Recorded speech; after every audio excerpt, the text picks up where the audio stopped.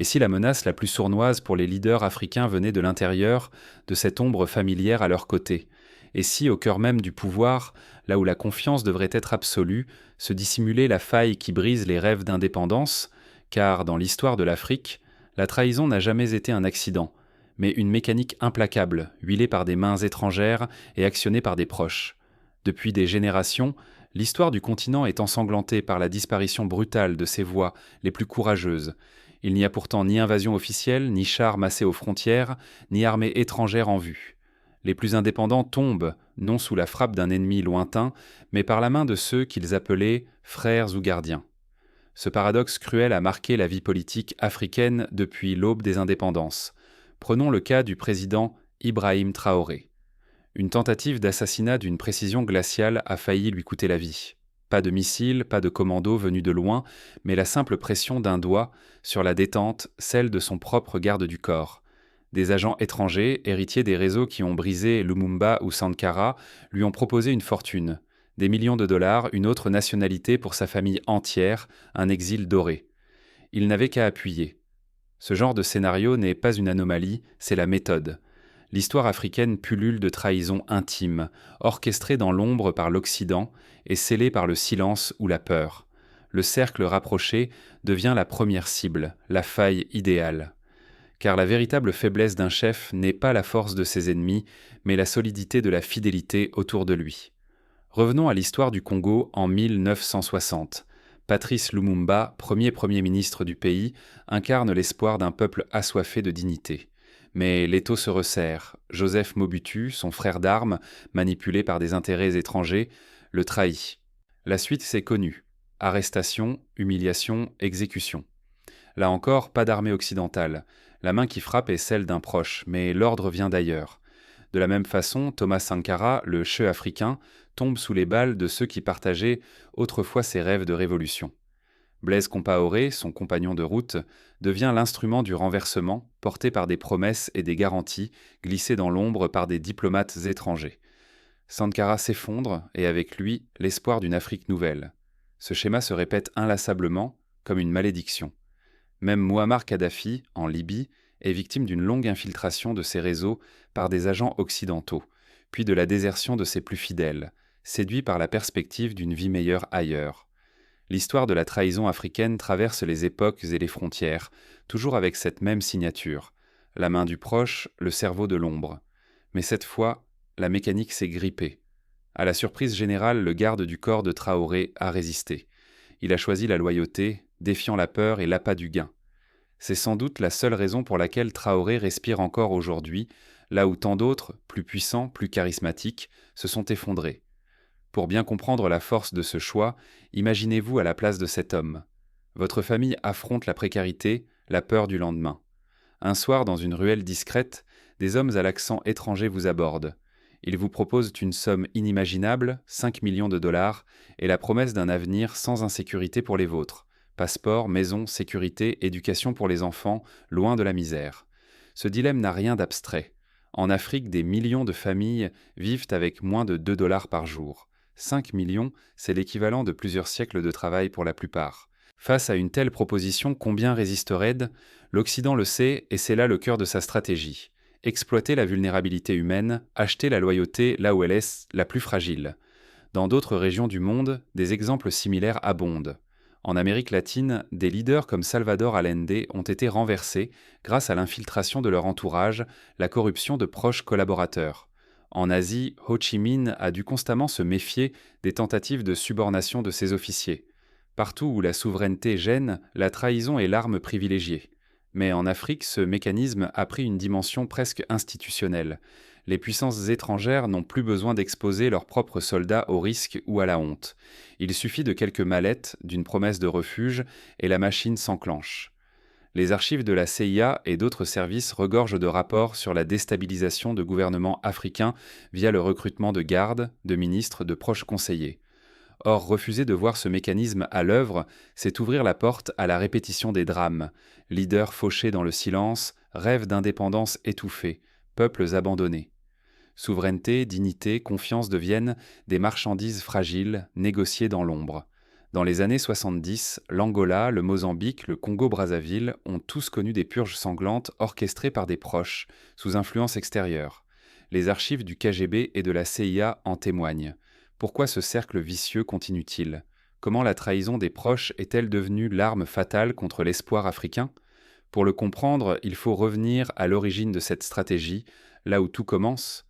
Mais avant de remonter le fil de cette mécanique, revenons sur la promesse brisée de l'indépendance africaine, car c'est dans les premières années de la décolonisation que s'est forgé ce mode opératoire invisible.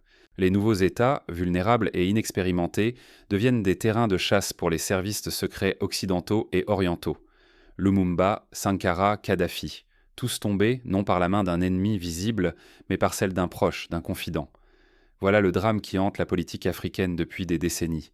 Chaque fois qu'un chef ose défier l'ordre établi, ce n'est jamais la balle d'un adversaire déclaré qui l'atteint, mais celle d'un frère d'armes, séduit par l'ombre d'un pacte secret. Souvenez-vous de Thomas Sankara, fauché par la trahison de Blaise Compaoré, alors qu'il rêvait d'une Afrique libre et fière, ou de Patrice Lumumba, livré à la mort par Joseph Mobutu, son allié de toujours, manipulé par des promesses venues d'ailleurs. À chaque fois, la même mécanique implacable. L'Occident ne frappe pas directement. Il murmure, il corrompt, il offre une vie dorée à celui qui accepte de retourner sa veste. Les archives fourmillent de preuves. Parfois, il n'a suffi que de quelques billets ou d'un simple titre honorifique pour transformer un défenseur en bourreau. Le traître surgit toujours là où on s'y attend le moins. Les vrais résistants africains ne tombent pas sous les balles d'une armée étrangère, mais succombent à la trahison fomentée dans l'ombre du cercle intime. Ce schéma diabolique semble indestructible. Les puissances craignant l'éveil des peuples africains n'ont plus besoin d'envahir. Il leur suffit de semer la graine de la trahison, promise par un exil doré, loin du tumulte et du danger. En oubliant ces drames, en négligeant les leçons du passé, nous risquons de laisser la porte ouverte à la répétition de ce cycle funeste. La mémoire s'efface et avec elle, la souveraineté, la dignité et l'avenir de tout un continent. Perdre la loyauté au sommet, c'est risquer de voir s'envoler la liberté, les espoirs et la vie de ceux qui défendent les leurs. Mais tout récemment, un événement inattendu est venu fissurer cette fatalité. Pour la première fois depuis longtemps, la fidélité a triomphé là où la trahison semblait inévitable. L'histoire du président Traoré et de son garde du corps va tout changer. 5 millions de dollars. Une nouvelle vie, loin de la faim, loin de la peur. Ce rêve, tant de familles africaines ne l'effleurent même pas, écrasées par l'incertitude du lendemain. Mais à quel prix? Jusqu'où iriez-vous pour offrir à votre famille une existence digne, loin de la misère et du danger? Ce choix impossible s'est imposé au garde du corps du président Ibrahim Traoré. Un soir, dans une ruelle discrète, des hommes à l'accent étranger l'ont abordé. Leur offre était glaçante. 5 millions de dollars, la citoyenneté et la protection d'un pays prospère pour lui et tous les siens. En échange, une seule action. Presser la détente, tuer le président qu'il avait juré de défendre. C'est une tentation dévorante. Cette somme, aucun Burkinabé ordinaire n'ose l'imaginer sur plusieurs vies. L'argent, la sécurité, l'exil doré, tout cela tient en une seconde de lâcheté. Beaucoup céderaient pour fuir la pauvreté et la peur qui hantent chaque nuit leurs enfants.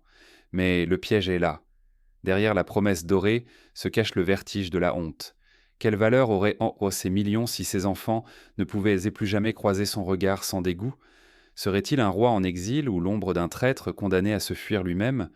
Face à la tentation, il a dû répondre. Son choix fut sans équivoque, non. Il a refusé de devenir l'arme qui détruirait un homme, un symbole, l'espoir d'un continent. Il a choisi de rester pauvre mais digne, fidèle à sa parole, fidèle à son peuple. Ce refus a sauvé bien plus qu'un président. Il a protégé une idée. L'Afrique peut encore compter sur la loyauté de ses enfants. Car la vraie force de l'Occident, ce n'est pas la violence, mais la corruption des âmes. Cette fois, l'argent n'a pas suffi à acheter la conscience d'un homme. Ce geste a déjoué une machination entière et posé une question brûlante. Si l'honneur africain n'a pas de prix, qui veillera à ce qu'il ne soit jamais vendu? Il existe des précédents. En Afrique du Sud, Nelson Mandela a survécu à 27 années d'emprisonnement grâce à un cercle restreint d'amis restés fidèles malgré les menaces et les promesses de richesse. Ces hommes et femmes n'ont jamais cédé. Pourtant, dans d'autres pays, la tentation a souvent été plus forte que l'éthique. En Ouganda, lors de la chute d'Idi Amin Dada, plusieurs de ses commandants ont accepté de trahir pour s'assurer une place dans le futur gouvernement. avec à la clé des villas, des comptes bancaires et une protection diplomatique. Mais cette victoire silencieuse n'a pas stoppé les menaces. D'autres tentations, d'autres dangers guettent chaque dirigeant qui ose défier l'ordre établi. Les tentatives d'infiltration sont permanentes. On offre des bourses à des enfants de ministres, on propose des contrats à des proches, on fait miroiter des postes dans des organisations internationales. La subtilité de l'ingérence est telle que parfois, même le leader ne sait plus à qui faire confiance. Pourquoi certains chefs d'État, pourtant corrompus et honnis, semblent-ils traverser 4 décennies de règne sans jamais trembler ? Comment des régimes minés par la pauvreté, la répression et le favoritisme survivent-ils, comme protégés par une force invisible ? La réponse dérange, remettant en cause tout ce que nous pensions savoir du pouvoir sur le continent africain. Un paradoxe glaçant s'impose dans de nombreux pays africains. Plus un président s'aligne sur les intérêts occidentaux, plus sa longévité politique défie l'entendement. Peu importe la misère du peuple ou la brutalité des forces de l'ordre, tant que les ressources nationales restent accessibles à l'Occident, la démocratie et les droits humains deviennent accessoires. Regardez l'exemple de la Guinée équatoriale. Depuis plus de 40 ans, le même leader dirige le pays sans être inquiété. Les ressources pétrolières s'écoulent vers l'étranger, tandis que la population vit dans la précarité. Aucun coup d'État, aucune sanction sérieuse. En face, les leaders qui tentent de réguler l'exportation des matières premières ou de diversifier leurs partenaires sont vite marginalisés, voire éliminés. Prenons aussi le cas du Cameroun, dirigé depuis les années 80 par le même président. Malgré des protestations massives, des fraudes électorales documentées et une économie en crise, le régime survit. Pourquoi ? Parce que la stabilité, même au prix de la répression, est préférée à l'instabilité d'une véritable souveraineté populaire. Le calcul est implacable. La fidélité envers l'Occident, même au prix de la souffrance nationale, garantit la survie politique. Le moindre signe d'indépendance transforme un président en cible. L'histoire africaine regorge de ces leaders éliminés pour avoir voulu défendre leur peuple. Leur faute, refuser de troquer le destin de leur nation contre des aides ou de vagues promesses. À l'inverse, ceux qui ceux qui sacrifient l'intérêt de leur peuple prospèrent à condition de servir docilement des intérêts extérieurs. Ils s'entourent de proches dont la loyauté s'achète à coups de privilèges et de richesses. Dans cette atmosphère, toute contestation interne est étouffée, la peur et la corruption formant un rempart solide. Pourtant, parfois, un homme ou un groupe ose résister. L'exemple du président Ibrahim Traoré l'illustre. Sa survie n'est pas le fruit du hasard, mais celle d'une loyauté inébranlable de la part de quelques fidèles, prêts à tout sacrifier. Mais soyons lucides. Pour chaque Traoré protégé, combien de leaders sincères ont été trahis puis effacés de la mémoire collective ? Continuer sur cette voie de soumission, c'est condamner l'Afrique à l'exploitation éternelle, où la souveraineté et l'espoir d'avenir sont piétinés. Au bout du compte, il ne s'agit pas seulement de politique, mais de dignité, de sécurité et de mémoire pour les peuples africains. Mais cette fidélité, si rare, expose chaque leader au même dilemme. À qui peut-il vraiment faire confiance ? Car la plus grande menace ne vient pas toujours de l'extérieur, mais souvent de l'ombre de ses propres proches. Un seul homme loyal peut renverser le cours de l'histoire d'un pays. Mais il suffit d'une seule trahison pour tout anéantir. L'exemple du garde du corps de Traoré résonne avec force. Face à la promesse d'une fortune de 5 millions de dollars et d'un exil confortable pour sa famille, il a refusé. Il a choisi la patrie, l'honneur, la parole donnée, au lieu de la richesse et de la sécurité individuelle. Cette loyauté sans faille devient la meilleure arme contre les ingérences étrangères. Quand le cercle de confiance reste solide, toutes les tentatives d'infiltration et de corruption échouent. Une seule fidélité peut faire vaciller les plans les plus élaborés des puissances extérieures. Mais cette leçon dépasse les palais. Elle concerne chaque citoyen, chaque leader, chaque membre de la société civile. La souveraineté ne se joue pas uniquement dans les hautes sphères, mais dans la capacité de chacun à rejeter la corruption, la division et l'appât du gain facile. Pour les leaders africains, il est vital de bâtir des entourages solides, fondés sur l'intégrité et l'intérêt général. L'histoire récente l'a montré, la vraie faiblesse vient toujours de l'intérieur, quand la confiance se fissure et que l'intérêt personnel l'emporte. Pour chaque citoyen, la vigilance est un devoir. Refuser la trahison, c'est surveiller ses proches et ses dirigeants, dénoncer les infiltrations et soutenir ceux qui placent l'honneur au-dessus des avantages immédiats. Concrètement, cela passe par l'éducation à la citoyenneté et à l'éthique. Des programmes scolaires devraient enseigner dès le plus jeune âge la valeur de la loyauté, de la solidarité et du service public. Les médias africains ont aussi un rôle crucial. mettre en avant les héros anonymes, raconter les histoires de résistants et dénoncer les actes de trahison sans complaisance. Les gouvernements pourraient instaurer des mécanismes de protection et de récompense pour les personnes qui résistent à la corruption. Pourquoi ne pas créer des décorations publiques pour les citoyens ayant refusé des pots de vin ou pour les agents de l'État qui ont dénoncé des tentatives d'infiltration? Sur le plan pratique, la transparence doit devenir la norme. Déclaration publique de patrimoine pour les proches des dirigeants, contrôle citoyen sur les nominations aux postes clés, audit régulier des circuits de financiers. Autant de mesures, simples mais efficaces, pour renforcer la confiance et décourager la trahison. Le choix est simple, choisir l'honneur, c'est choisir l'avenir et la liberté du continent. Choisir la trahison, c'est condamner l'Afrique à la soumission et à la perte de dignité. Le sacrifice du garde du corps doit servir de modèle. La patrie avant l'exil, l'honneur avant la fortune. La loyauté ne s'impose pas, elle se cultive et se protège. Sans elle, toute nation reste vulnérable. Avec elle, même les manipulations les plus puissantes échouent. Mais cette histoire n'est qu'un début. Car dans l'ombre, d'autres épreuves attendent ceux qui choisissent la fidélité. L'Afrique n'a jamais manqué de héros, mais toujours de loyauté. Serez-vous le prochain rempart ou la prochaine fissure? Depuis des générations, les leaders du continent tombent rarement sous la force étrangère. Ils succombent à la main de ceux en qui ils avaient remplacé leur confiance la plus intime. L'histoire du président Ibrahim Traoré n'échappe pas à cette règle fatale. Dans l'ombre, tout s'est joué sur un fil. Un garde du corps face à une offre inimaginable. Des millions, un nouveau passeport, la sécurité pour sa famille entière. Un seul choix, trahir ou rester fidèle. Il a choisi la loyauté, sans hésiter. Cette fidélité, invisible mais puissante, n'a pas seulement sauvé un homme. Elle a peut-être sauvé l'honneur d'un peuple tout entier. La loyauté n'est pas un luxe pour l'Afrique. C'est la dernière barrière contre la manipulation, la domination, la perte de ce qui fait la dignité d'une nation.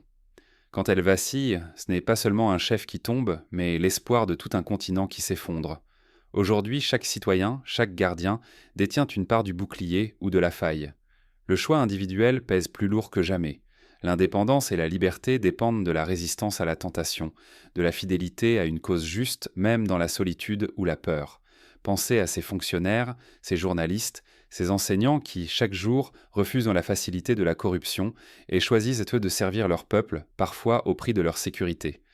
Leur exemple, tout aussi puissant que celui du garde du corps de Traoré, doit être célébré. Car sans leur courage, la nation s'effrite lentement de l'intérieur. Demandez-vous, que feriez-vous si le destin de l'Afrique reposait sur votre fidélité seule? Ce n'est pas un appel héroïque, c'est une invitation à sonder votre propre loyauté, là où elle est la plus précieuse parce que l'avenir du continent en dépend. Si chaque citoyen choisit l'intégrité sur la compromission, si chaque leader protège son cercle par l'exemple et la confiance, alors l'Afrique pourra écrire enfin une page nouvelle, libérée de la mainmise de l'ombre. La prochaine fois que vous entendez parler d'un accident, d'un coup d'État, d'une disparition inexpliquée, souvenez-vous, la véritable bataille ne se joue pas sur le champ de guerre, mais dans le silence d'un couloir, dans le secret d'un bureau, dans l'âme d'un homme face à l'offre irrésistible. Et posez-vous cette question. Seriez-vous, vous aussi, le rempart de l'Afrique ?